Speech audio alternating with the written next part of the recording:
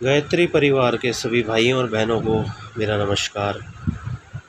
कर्मकांड क्यों और कैसे, जिज्ञासा हमारी समाधान परम पूज्य गुरुदेव द्वारा, श्री राम शर्मा आचार्य।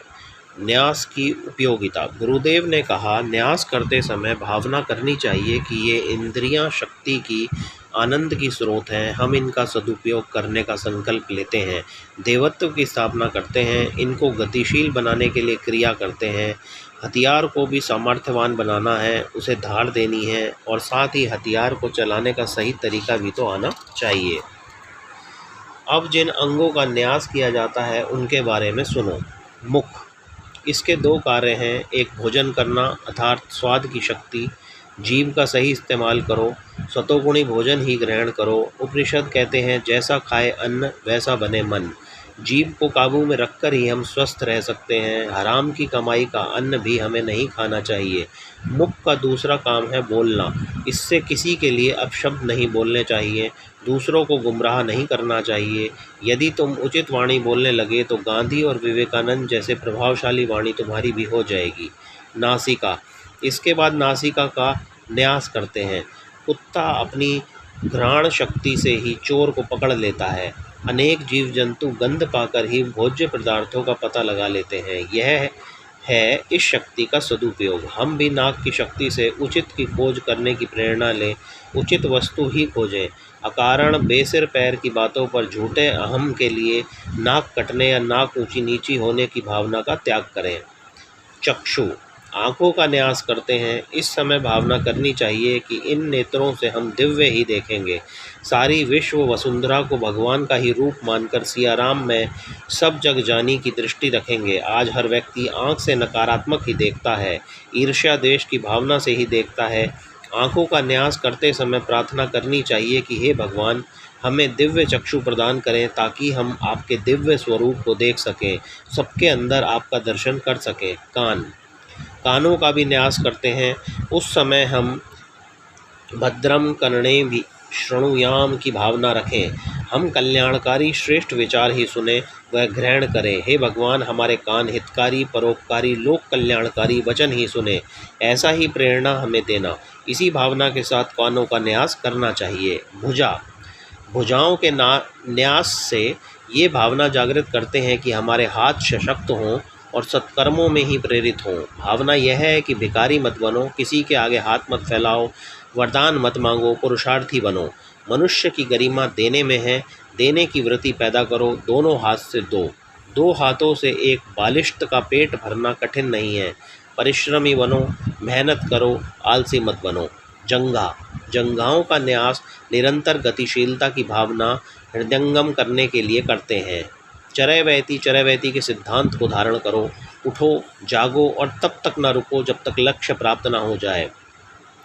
उत्तिष्ठ, जागृत, प्राप्य, वरात्रिबोधत का ध्येय वाक्य सदैव अपने सामने रखो। इसी शक्ति का कमाल था जिससे स्वामी विवेकानंद ने भारतीय संस्कृति के प्रकाश स्तंभ बनकर सारे विश्व को आलोकित किया। ब्रह्मचर्य की शक्ति अर्जित करो। गांधी जी के पास यही शक्ति थी जिसका तेज उनकी आंखों में भरा पड़ा था। उन्होंने असाधारण कर्म कर दिखाए। पूज्यवर ने कहा कि न्यास क्रिया का दर्शन पक्ष तो अब समझ गए। तो हमने कहा, हाँ गुरुदेव, अब हम इसे जीवन में उतारने का अभ्यास करेंगे। पृथ्वी पूजन का तात्पर्य। उस दिन की बात वहीं समाप्त हो गई, पर मन में अनेक शंकाएं समाप्त हुई थी।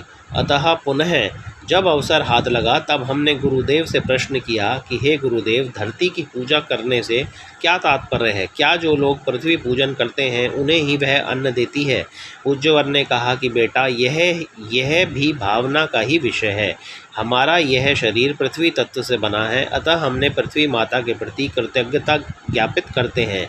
हमने इस धरती माता का अन्न खाया है, जल पिया है, हम इसके ऋणी हैं, अतः उसका वंदन करते हैं। वंदन करते समय इस जागरूकता की भावना का समावेश होना चाहिए। तुम हम सबकी माता हो।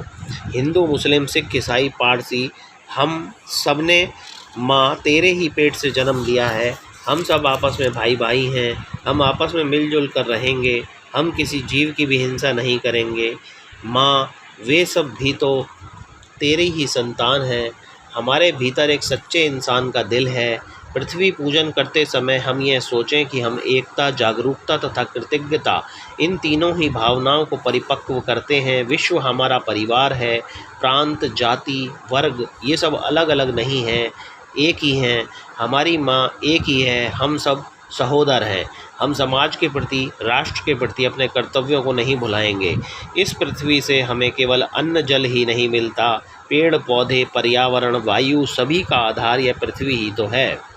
जल, थल, पावक, गगन, समीरा सभी तो इस पृथ्वी के स्वस्थ पर्यावरण पर ही आश्रित हैं। हमें उन सब की भी सुरक्षा करनी है। पृथ्वी से जितना हम लेते हैं उससे अधिक उसे देने को भी तत्पर रहना है। तभी तो सच्चा एवं सार्थक पृथ्वी पूजन होगा। इन श्रेष्ठ भावनाओं के साथ पृथ्वी पूजन किया जाता है। विषय का समापन करते हुए परम पूज्य गुरुदेव ने कहा कि आत्मशोधन के लिए षट कर्म करते हैं।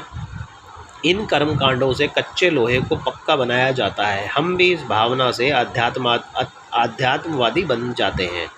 इन भावनाओं को परिपक्व करने से अवश्य लाभ होगा। बेटा, अब तो तुम समझ गए होंगे कि षटकर्म क्यों कराया जाता है। जी हाँ गुरुदेव, अब इस संबंध में हमारा भ्रम दूर हो गया। अब तो हमारे मन में देव पूजन से संबंधित अन्य प्रश्न उभर रहे हैं, उन्हें भी समझाने का अनुग्रह करें। गुरुदेव ने कहा कि अब तो ध्यान का समय हो रहा है। कल प्रातः आगे चर्चा करेंगे और हम षटकर्मों के बारे में गुरुदेव द्वारा बताई गई बातों पर चिंतन मनन करते हुए अन्य कार्यों में लग गए। देव पूजन का रहस्य। क्या देवताओं का पूजन करने वाले से ही भगवान प्रसन्न होते हैं? हमारे इस प्रश्न का समाधान करते हुए पूज्यवर ने कहा कि बेटा, भगवान तो बाहर नहीं, अपने भीतर ही है। देव दानव सभी तो इस शरीर में वास करते हैं। हर समय देवासुर संग्राम हमारे भीतर चलता रहता है। जब दैवीय भावना प्रबल होती है तो वह हमें सत्कर्मों में प्रवृत्त करती रहती है, और जब असुर भाव हावी होते हैं तो हमें कुकर्मों की ओर खींचते हैं। देव पूजन से हम अपने अंदर देवत्व के भाव पैदा करने की भावना करते हैं, देवताओं की दैवी शक्तियों का आह्वान करते हैं। यह भावना करनी चाहिए कि ये दैवी शक्तियाँ हमारे अंतरंग में आ रही हैं। आवाहयामी, अपनी जड़ें जमाकर स्थापित हो रही हैं। स्थापयामी, और हम उनका ध्यान करके ध्यायामी, अपने अंदर दैवी भाव को पुष्ट कर रहे हैं। सभी देवता अपने समस्त गुणों सहित हमारे मन में अवतरित होकर हमारा मार्गदर्शन कर रहे हैं। वे केवल पूजा की चौकी पर ही मूर्ति रूप में नहीं हैं, बल्कि सूक्ष्म रूप में हमारे भीतर बाहर सभी और विद्यमान हैं तथा आसुरी शक्तियों का नाश कर रहे हैं। भगवान एक ही है। भगवान के पास बैठने से हमारा भी देवत्व विकसित होता है, ठीक वैसे ही जैसे पारस की समीपता से लोहा भी सोना बन जाता है। भगवान का अवतरण हमारे भीतर होना चाहिए। सच्चे मन से श्रद्धा एवं भावना से पूजा करनी चाहिए। गहराई में प्रवेश करना चाहिए। जिस प्रकार जमीन के ऊपर कंकड़ पत्थर ही मिलते हैं, परंतु जमीन की गहराई में जाने से बहुमूल्य खनिज, सोना, चांदी तथा अन्य महत्वपूर्ण पदार्थ, पेट्रोल इत्यादि मिलते हैं, उसी प्रकार अंतर मन में उतरने से देव विभूतियों की प्राप्ति होती है। ऋषियों ने पहला कर्मकांड आत्मशोधन का ही बताया है, क्योंकि जब तक कषाय कलमश रहेंगे भगवान की कृपा नहीं मिल सकेगी। मैले कुचैले बच्चे को माँ भी गोद में नहीं लेती है, पहले उसे साफ सुथरा करती है, तभी गोद में उठाती है। हमें भी भगवान की गोद में बैठने के लिए पात्रता विकसित करनी चाहिए। अंतकरण की चेतना के परिष्कार के लिए ही तो सारे कर्मकांड भजन पूजन है। केवल चावल, फूल, रोली चढ़ाकर ही भगवान को प्रसन्न नहीं कर सकते। कर्मकांड के पीछे उच्च कोटि की विचारणा है। सही तरीके से पूजा तभी होगी जब उसमें अंतर्निहित दर्शन की महत्ता को याद रखेंगे। आध्यात्मिकता तो भावना का ही खेल है। हमें मन, बुद्धि, चित्त, अहंकार चारों को वश में करके आचरण को शुद्ध करना चाहिए।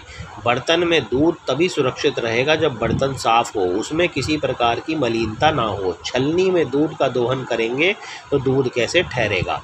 व्यसनों से मुक्त हो जाओ तो पतन, पराभाव के छिद्र बंद हो जाएंगे और आत्मशक्ति प्राप्त होगी, प्राण शक्ति का संचय होगा। देवताओं का आह्वान करके उन्हें भीतर धारण करते हैं। देवता व्यक्ति नहीं, शक्ति हैं जो हमारे शरीर के भीतर हैं। मूर्ति तो केवल एक मॉडल के रूप में है। सूर्य एक है, सबको प्रकाश देता है, चाहे हिंदू हो, मुसलमान हो या अन्य किसी संप्रदाय का हो, वहाँ भेदभाव है ही नहीं। देव पूजन में हम इन देवताओं का ध्यान करते हैं, उनकी शक्तियों का आह्वान करते हैं। शंकर भगवान के सर से गंगा जी निकलती है, अर्थात हमारे मस्तिष्क से भी पवित्र, पावन, शुद्ध विचार ही निकलने चाहिए। यह ज्ञान गंगा का प्रतीक है जो समस्त मानव जाति के कल्याण का मार्ग प्रशस्त करती है। हमारे विचार भी ऐसे ही होने चाहिए। शिव जी के सर पर चंद्रमा स्थापित है। चंद्रमा तो गोल होता है, सिर पर कैसे ठहरता है? उसे तो बांधना पड़ता है, परंतु नहीं, यह तो प्रतीक है शालीनता का, शांति एवं सरसता का। कैसे ही विपरीत स्थितियां क्यों ना आ जाएं, तो भी संतुलित रहें। विवेक से शांतिपूर्वक समस्या का सामना करें। क्रोध और अविवेक के भावों को न आने दें। भगवान के सच्चे भक्तों को भी अपना मानसिक संतुलन नहीं खोना चाहिए। शंकर जी के गले में विषधर लपटे हैं। यह उनकी कला है कि दुष्ट प्रवृत्ति के जीवों को भी बस में करके उनसे मनचाहा कार्य करा लेते हैं। अपने प्रभाव से, क्षमता से दुष्टों को भी सुधार कर अपने अनुरूप बना लेना चाहिए। जैसे भगवान बुद्ध ने अंगुलीमाल का नारद जी ने रत्नाकर डाकू का जीवन बदलकर उन्हें महान बना दिया था। शंकर जी अपने शरीर में भस्म रमाते हैं। यह भस्म हमें निरंतर अपनी मृत्यु का ध्यान दिलाती है। यह शरीर कभी भी मुट्ठी भर राख में बदल सकता है। इस शरीर की क्षण भंगुरता को याद रख निरंतर अपने लक्ष्य के प्रति सावधान रहें। राजा परीक्षित ने मौत को याद रखा तो 7 दिन में ही मुक्ति पा ली थी। हम सबको भी 7 दिन ही तो जीना है। सप्ताह में 7 दिन होते हैं और उनमें से ही किसी दिन हम सबको जाना है। हमारा यह जीवन लोक मंगल के कार्य में अर्पित हो जाए, यही उद्देश्य रहे। शंकर जी की बारात में लंगड़े, लूले, अंधे सभी प्रकार के लोग थे। हमें दीनहीन, पिछड़े समाज के सभी लोगों को लेकर चलना चाहिए। किसी की भी उपेक्षा नहीं करनी चाहिए। जापान के गांधी के नाम से विख्यात संत कगावा कोड़ियों के बीच रहकर आजीवन सेवा करते रहे। ठक्कर बाबा भंगियों के बीच रहते थे। भगवान राम ने रीछ वानर तक को साथ रखा था। भगवान कृष्ण ने तो ग्वाल वालों को सदैव अपने साथ रखकर यह दिखाया कि पिछड़ों की अपेक्षा कभी नहीं करें, उन्हें भी उचित मान सम्मान दें। शंकर जी के 3 नेत्र हैं, हमारे प्रत्यक्ष 2 ही आंखें हैं। यह तीसरा नेत्र ज्ञान का है, विवेक का है। इसे स्वयं विकसित करना होता है। हमारी दूरदर्शिता, विवेकशीलता जागृत होनी चाहिए। भगवान शंकर की पूजा करने से ये सभी गुण हमारे अंदर विकसित होने चाहिए। देवी का पूजन करते हैं। देवी सहकारिता की, सामूहिकता की, प्रवृत्ति की प्रतीक है। एक बार असुरता देवत्व पर हावी हो गई और देवताओं को हारना पड़ा। तब देवता ब्रह्मा जी के पास गए। ब्रह्मा जी ने पूछा, तुम क्यों हार गए? देवताओं के पास कोई उत्तर नहीं था। देवता असंगठित थे, यही उनकी हार का मूल कारण था। अतः ब्रह्मा जी ने कहा, तुम्हें संगठित होना पड़ेगा, तभी विजय प्राप्त कर सकोगे। ब्रह्मा जी की बात मानकर देवता अपने अपने अहम को त्याग कर संगठित हुए। उनकी सम्मिलित शक्ति से देवी का प्रादुर्भाव हुआ। वे विजयी हुए। सप्त ऋषियों ने मिलकर ही इस देव संस्कृति के प्रकाश को सारे विश्व में फैलाया था। 3 नदियाँ एक हो गई, तभी त्रिवेणी संगम हुआ और प्रयाग तीर्थराज बन सका। आज सभी जगह संगठन का अभाव है। साथ रहने में उनके अहम टकराते हैं। अलग अलग रहने की वृत्ति से ही समाज में कमजोरी आ रही है। देवताओं की बिखरी हुई शक्ति जब संगठित हो गई तो एक प्रचंड शक्ति का अभ्युदय हुआ। उसे दुर्गा कहते हैं। अनेक हाथ, अनेकानेक अस्त्र शस्त्र सभी एक ही शक्ति में संचालित होने लगे। इसी दुर्गा ने शुंभ निशुंभ, मधु कैटभ जैसे राक्षसों से सबको मुक्ति दिलाई। व्यक्तिवाद की भावना से ही आज मनुष्य हर क्षेत्र में पराजित हो रहा है। हम देवी का पूजन इसी संघ भावना से करेंगे तो दैवी शक्ति हमारे भीतर जागेगी और स्वर्ग जैसी सहकारिता धरा पर छा जाएगी। गायत्री माता को भी जानना चाहिए। गायत्री माता बाहरी साज श्रृंगार से, पूजा पाठ से प्रसन्न नहीं होती। वह तो प्रसन्न होती है जब अपनी वृत्ति हंस जैसी विवेकशील और दूरदर्शी बन जाए। गायत्री माता पुष्प पर बैठी है। कमल के उस पुष्प पर जो है तो कीचड़ में परंतु उससे ऊपर उठकर निर्विकार रहता है। संसार में बुराइयां तो हैं, सदा से ही हैं और आगे भी रहेंगी, उन्हें निर्मूल कर सकना संभव नहीं है, परंतु हम इतना तो करें ही कि अपने भीतर बुराई का प्रवेश नहीं होने दें। रहें इस प्रकार जिस प्रकार जल पर नाव तैरती है। जल में नाव रहती है पर नाव में जल नहीं रहता। यदि नाव में छेद हो जाए और जल नाव में भर जाए तो नाव डूब जाती है। श्रेष्ठ आचरण और श्रेष्ठ कर्तव्य करना ही सच्ची आध्यात्मिकता है। गायत्री माता की असली पूजा है। गायत्री माता की कृपा भी उस पर होगी जो इस प्रकार जीवन जीना चाहेगा। गायत्री माता के एक हाथ में कमंडल और दूसरे हाथ में वेद है। कमंडल सादगी का प्रतीक है, उसमें जल है जो श्रद्धा का प्रतीक है, शालीनता सरसता का प्रतीक है। वेद संसार के समस्त ज्ञान का मूल है। हम ज्ञान के उपासक बने, स्वाध्याय में प्रमाद ना करें। बिना विद्या के, बिना ज्ञान के मनुष्य को शास्त्रों ने बिना सींग व बिना पूंछ का जानवर कहा है। ज्ञान प्राप्ति के बाद भी उसका गर्व ना करें, सादगी से रहें, श्रद्धापूर्वक उस ज्ञान का जन कल्याण हेतु सदुपयोग करें। मूर्ति पूजा क्यों? गुरुदेव ने आगे बताया कि मूर्ति पूजा पहला चरण है। इस माध्यम से हम अपनी भावनाओं को केंद्रीभूत करते हैं। जिस प्रकार छोटे बच्चों को क से कबूतर, ख से खरगोश पढ़ाना पड़ता है, उसी प्रकार मूर्ति पूजा के माध्यम से आध्यात्म का प्रारंभिक शिक्षण दिया जाता है। तिरंगे झंडे का हम सम्मान करते हैं, यह राष्ट्रीय भावना का गौरव का प्रतीक है। आर्य समाजी मूर्ति पूजा नहीं करते, परंतु यदि कोई स्वामी दयानंद की प्रतिमा या चित्र का अपमान करे तो वे भी बर्दाश्त नहीं करेंगे। यह भावना का सम्मान का विषय है। मूर्ति पूजा प्रारंभिक चरण है, जिसके सहारे भगवान को प्राप्त करने का मार्ग प्रशस्त होता है। देव पूजन और मूर्ति पूजा के पीछे क्या भावना है, अब समझ में आ गई होगी बेटे। हमने कहा जी हाँ गुरुदेव, यह तो अब समझ में आ गया, परंतु पूजा में 4 चम्मच जल, चंदन, रोली, अक्षत, पुष्प और मिष्ठान चढ़ाने से क्या होता है? दीपक क्यों जलाते हैं? इससे क्या लाभ है, यह भी बताने की कृपा करें। जल के माध्यम से समर्पण। पूज्यवर ने कहा कि बेटे, 4 चम्मच जल से तन, मन, धन और भावना 4 शक्तियां हैं। इन्हें भगवान के चरणों में समर्पित करते हैं। हम अपना समय, श्रम, धन आदि भगवान के लिए लगाएं। एक हजारी नाम का किसान गरीब किसान था। उसके पास धन नहीं था, परंतु श्रम था। उसने समाज के लिए पुण्य करने की बात सोची। निष्ठापूर्वक 1000 आम के बगीचे लगाए। उस किसान के नाम पर आज भी बिहार में एक स्थान है जो हजारीबाग के नाम से जाना जाता है। मथुरा में एक पिसनहारी थी जो विधवा थी और आटा पीसने का काम करती थी। उसी से गुजारा करती थी। अपनी कमाई का एक अंश बचा के रखती थी, जिसे वह किसी परोपकार के कार्य में लगाना चाहती थी।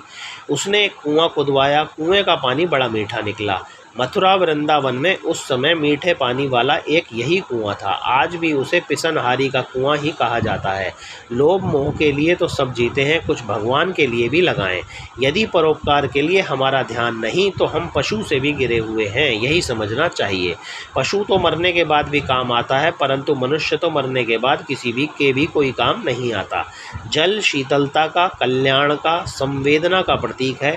बहेलिये ने क्रौंच पक्षी को तीर मारा। उस पक्षी की पत्नी के करुण विलाप को देखकर वाल्मीकि की करुणा जाग गई। उसी करुणा से प्रस्फुटित हुआ था रामायण महाकाव्य। दूसरों का दुख देखकर हृदय पिघलना चाहिए। यही गुण हमारे भीतर विकसित हो और हम तन, मन, धन तथा भावना से समाज की सेवा कर सकें। उसी के प्रतीक रूप में 4 चम्मच हम जल चढ़ाते हैं। चंदन रोली चढ़ाने का अर्थ है कि हमारा जीवन भी चंदन जैसा ही होना चाहिए। चंदन के संपर्क में आने वाले झाड़ झंखाड़ सभी चंदन जैसे सुगंधित हो जाते हैं। हमारा जीवन खुशबूदार बनना चाहिए, इत्र फुलेल लगाने से नहीं। हमारे कर्मों की कीर्ति से, सद्विचारों से सब और हमारी यश पताका फहराती रहे। हमारे पास जो भी प्रतिभा है उसे समाज के लिए नियोजित करना चाहिए, स्वार्थ के लिए नहीं। परमार्थ के लिए जीवन जीने की बात सोचें। भागीरथ ने गंगा अवतरण के लिए कठोर तपश्चर्या की थी। उसमें परमार्थ की ही भावना थी, तभी तो वह गंगा भी स्वयं को भागीरथी कहलाकर धन्य धन्य हुई। भगवान की भक्ति शबरी जैसी होनी चाहिए। केवल भजन कीर्तन करने वाले सच्चे भक्त नहीं होते हैं। भजन का अर्थ है सेवा करना। शबरी प्रातः काल ब्रह्म मुहूर्त में ऋषियों के स्नान घाट तक जाने के मार्ग पर झाड़ू लगाया करती थी ताकि ऋषियों के पैरों में कांटे न चुभ जाएं। उसकी भक्ति निस्वार्थ भाव से प्रेरित भक्ति थी। तभी तो भगवान राम एक दिन उसकी कुटिया में गए और उसके झूठे बेर भी खाए। चंदन यह कहता है कि दूसरों की सेवा करना सीखो। चंदन के बारे में कहावत है कि खड़े खड़े 100 साल, पड़े पड़े 100 साल। मतलब कि चंदन का पेड़ 100 साल तक खड़ा रहकर अपनी सुगंध फैलाता रहता है और कटने के बाद उसकी लकड़ी भी 100 साल तक सुगंध देती रहती है। हम भी इसी तरह 100 साल तक जीवित रहकर जीवेम शरदम शतम, समाज में अपने सत्कार्यों की सुगंध फैलाएं और बाद में भी सैकड़ों वर्षों तक वह सुगंध संसार में व्याप्त रहे। चंदन यह कहता है कि दूसरों की सेवा में अपने को समर्पित करना सीखो। भगवान सदैव पहले मांगते हैं, हमारा समर्पण चाहते हैं, फिर कुछ देते हैं। सुदामा से चावल की पोटली मांगी थी। राजा बलि सिंहासन पर बैठे थे, भगवान नीचे खड़े थे भिक्षा मांगने के लिए। भगवान से कुछ मांगना भक्ति नहीं है, यह तो व्यापार है। देना भक्ति है, समर्पण भक्ति है। हमें कर्ण जैसा दानी होना चाहिए। पुष्प, भगवान की पूजा में पुष्पम समर्पयामि का भी विधान है। हमारा जीवन पुष्प के समान ही खिलता हंसता हो और उस समृद्ध जीवन को हम भगवान के कार्य में समर्पित कर दें। पुष्प ने माली से कहा कि हम भगवान के चरणों में चढ़ना चाहते हैं। माली ने कहा पहले अपना गला कटाना होगा, अर्थात प्रभु के चरणों में पहुंचना है तो कष्ट साध्य जीवन जीना पड़ेगा, तब तितिक्षा का अवलंबन लेना होगा। पुष्प ने कहा हम भगवान के गले का हार बनना चाहते हैं। माली ने कहा केवल गला कटाने से काम नहीं चलेगा, अपने पेट में सुई से छेद करवाओ तब भगवान के गले का हार बनोगे। अर्थात कष्ट साध्य जीवन ही पर्याप्त नहीं है, अपने भीतर के व्यसनों को भी बाहर निकालना होगा। अंदर जो गंदगी है उसे सुई से छेद कराकर बाहर निकालो। बीड़ी, सिगरेट, शराब, मांस के जुआ, सट्टा, सिनेमा आदि के व्यसनों से अपने को मुक्त करो और फिर सब एक में मिलकर सहकारिता का जीवन जियो। तभी एक माला के रूप में तुम देवता के गले का हार बनोगे। फूल की तरह ही एक होकर समर्पित जीवन जियो तथा लोक मंगल के लिए अपना सर्वस्व सर्वत्र बिखेरते रहो। अपनी सुगंध से सबको मोहित करते रहो। दीपक, पूजा में दीपक जलाते हैं। दीपक तभी प्रकाश देने में समर्थ होगा जब पात्र, घी, बत्ती तीनों हों। पात्रता, निष्ठा और समर्पण। यदि पात्र ही टूटा फूटा होगा तो उसमें घी कैसे रुकेगा और प्रकाश कहाँ से फैलेगा। इसी प्रकार हमें भी दीपक के समान ही अपने में भगवान की सेवा की पात्रता पैदा करनी चाहिए। अंदर बाहर के सब कषाय कलमश समाप्त करके दीपक के समान सेवा हेतु समर्पित होना चाहिए। प्यार और सेवा भाव से ओतप्रोत होना चाहिए। सत्कर्मों के प्रति, समाज सेवा के प्रति निष्ठा भी चाहिए। इन तीनों प्रतीकों की सम्मिलित ज्योति से ही भटकों को राह दिखाई जा सकेगी। ज्ञान का प्रकाश जन जन तक पहुँचाने में तभी तो सक्षम हो सकेंगे। इसी भावना के साथ दीपक के रूप में हम स्वयं को भगवान के समक्ष समर्पित करके प्रार्थना करते हैं कि हम पात्रता की उपयुक्त कसौटी पर खरे उतर सकें।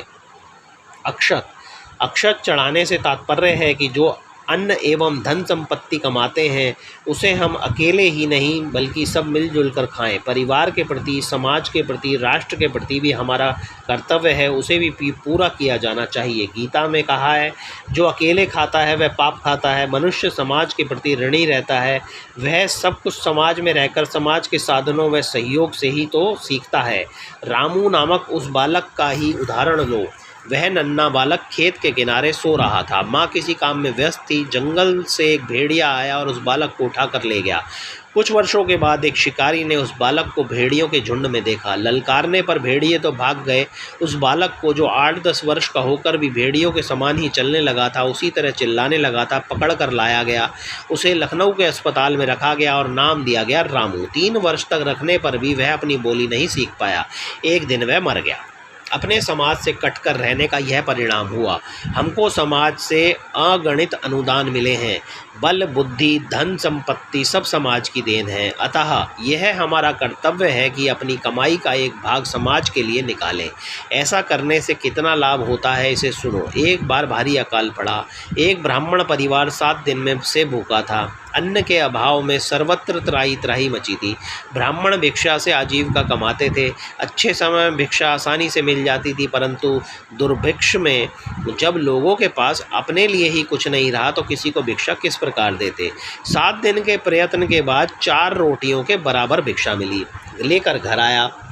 परिवार के चारों सदस्यों के लिए 4 रोटियां बनाई गई। बन जाने पर थाली में रखी। खाने से पहले ब्राह्मण को याद आया कि कहीं कोई हमसे अधिक ज़रूरतमंद तो नहीं है।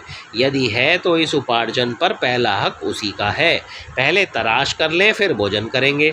अपने हिस्से की रोटी लेकर बाहर निकलते ही ब्राह्मण देवता ने देखा कि एक पास ही के एक पेड़ के नीचे एक वृद्ध चांडाल पड़ा है। बहुत दिनों से अन्न न मिलने के कारण वह मरणासन स्थिति में था। ब्राह्मण को रोटी लेकर समीप आते देखकर बोला कि मुझे कहीं भोजन मिल जाता तो मेरे प्राण बच जाते। कोई मेरे प्राण बचा ले, बड़ी कृपा हो। ब्राह्मण ने उस वृद्ध चांडाल को अपने हिस्से की रोटी दे दी, पर इससे उसकी भूख शांत नहीं हुई। इस पर ब्राह्मण पत्नी ने भी अपनी उसको रोटी दे दी। अब तो उसकी भूख और तीव्र हो गई और मांगने लगा, तो पुत्र और पुत्री ने भी अपनी अपनी रोटी उसे खिला दी। 7 दिन के भूखे उस परिवार ने बड़ी कठिनाई से प्राप्त हुआ सारा भोजन स्वेच्छा से उस चांडाल को दे दिया। उसकी भूख शांत हो गई। उस वृद्ध चांडाल ने तृप्त होकर कुल्ला किया। इस प्रकार फेंका जल जमीन पर पड़ा था। एक नेवला आकर वहां लौटने लगा। नेवले के शरीर का जितना भाग उस जल से गीला हुआ था सोने का बन गया। उसी नेवले ने जब सुना कि राजा युधिष्ठिर राजसूय यज्ञ कर रहे हैं तो उसने सोचा कि इस यज्ञ में शेष आधा शरीर भी सोने का हो जाएगा, परंतु उसे वहां निराशा ही हाथ लगी। इस प्रकार उस ब्राह्मण का अन्नदान राजसूय यज्ञ से भी बड़ा सिद्ध हुआ। उदार चेताओं से के सामान्य कृत्य को भी असाधारण पुण्य माना जाता है। पूज्यवर ने इसी प्रकार का एक और कथानक सुनाया। संत एकनाथ भक्तों के साथ कांवड़ लेकर रामेश्वरम पर गंगा जल चढ़ाने जा रहे थे। रास्ते में एक गधा प्यास के मारे तड़प रहा था। सब भक्त उस गधे की उपेक्षा कर आगे बढ़ गए, परंतु संत एकनाथ जो ईशावास्य मिदम सर्व यति कंचित जगत की भावना रखते थे, सब में भगवान का वास मानते थे, उन्होंने उसी जल में से जो रामेश्वरम में चढ़ाने ले जा रहे थे उस प्यासे गधे को पानी पिला दिया। वह उठकर बैठ गया। अब उसकी प्यास और बढ़ी तो दूसरा घड़ा भी पिला दिया। गधा उठकर खड़ा हो गया और पूछा कि तुम यह जल कहाँ ले जा रहे थे। एकनाथ बोले कि भगवान रामेश्वरम पर चढ़ाने के लिए। इस पर वह गधा बोला, मैं ही तो रामेश्वरम हूँ। उसी क्षण वह गधा वहाँ से गायब हो गया और उसके स्थान पर भगवान रामेश्वरम स्वयं प्रकट हो गए और कहने लगे कि तू ही मेरा सच्चा भक्त है। गुरुदेव ने समझाया कि भगवान मिलते हैं पीड़ितों में, दीन दुखियों की वेदना में। तुम्हारे अंदर दूसरों के लिए दयालुता होगी, करुणा संवेदना होगी, सेवा भावना होगी तो समझ लो वही भगवान का अवतरण हो जाएगा। देव पूजन के कर्मकांड के माध्यम से इसी देवत्व का अवतरण हमारे अंदर हो, यही प्रयास व भावना होनी चाहिए। वैसे ही कृत्य भी हमारे होने चाहिए। मिष्ठान भी भगवान को चढ़ाते हैं, इसके पीछे यही तथ्य है कि हमारा व्यक्तित्व मधुर बने, वाणी में मिठास हो। कड़वा और कर्कश व्यवहार ही मित्र को शत्रु बना देता है। हम भगवान के अनुरूप ही अपना व्यवहार बनाएंगे, मृदु बनकर हृदयों का दूसरों का हृदय जीत लेंगे। घर परिवार मित्र कुटुंबी सबके प्रिय तभी बन पाओगे जब अपनी वाणी व्यवहार व्यक्तित्व कृतित्व सब में मिठास पैदा कर लोगे। बेटा यही सब दर्शन पूजा पाठ देव पूजन में निहित है। इसको अपने जीवन में उतार कर भगवान जैसे बन सकते हो। यही सारे कर्मकांड का मर्म है।